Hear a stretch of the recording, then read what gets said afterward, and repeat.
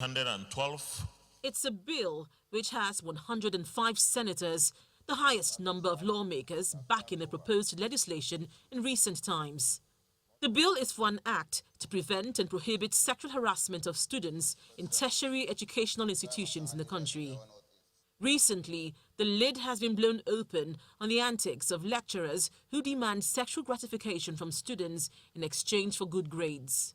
Mr. President, sexual harassment in our campuses. Deputy Senate President Ovie Omagege reintroduces this bill, which proposes up to 14 years jail term with a minimum of 5 years without an option of fine for any lecturer who commits sexual offences in tertiary institutions.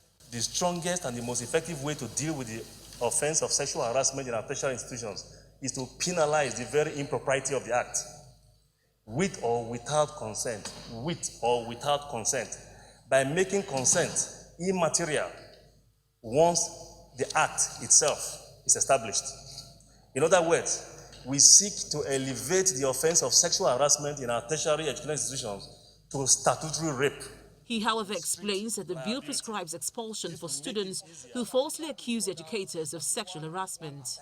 Some legislators argue that the scope of this bill should be extended.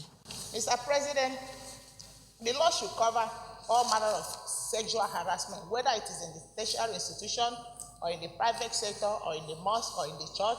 I think we have to address it holistically because women are suffering so much in the hands of the men.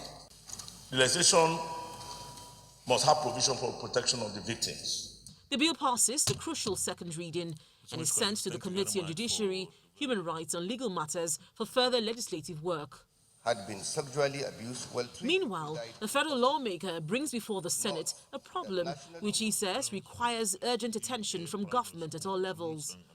Senator Sani Uba is concerned that there is a prevalence of modern slavery in Nigeria, and media reports of the discovery of illegal rehabilitation centers is a pointer to this worrying trend. According to the Global Slavery Index 2018, the population of people in slavery in Nigeria is 1,384,000, which is more than the total number of all the other 16 West African countries when added together, which stands at 1,081,000 people.